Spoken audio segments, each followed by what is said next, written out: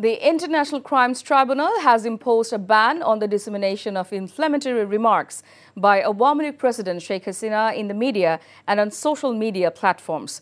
A three-member bench led by Tribunal Chairman Justice Muhammad Ghulam Murtaja issued the order today.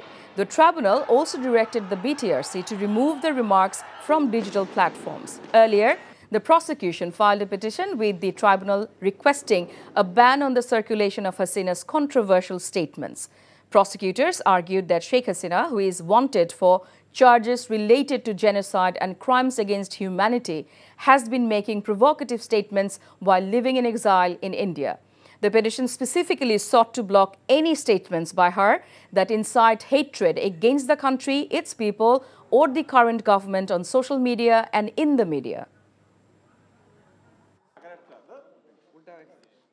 আমরা specifically বলেছি যে শুধু বিদ্বেষমূলক বক্তব্য এবং এমন বক্তব্য যা ট্রাইব্যুনালের ইনভেস্টিগেশনকে হ্যাম্পার করে এই দুই ধরনের বক্তব্যকে আমরা নিষেধ চেয়েছি।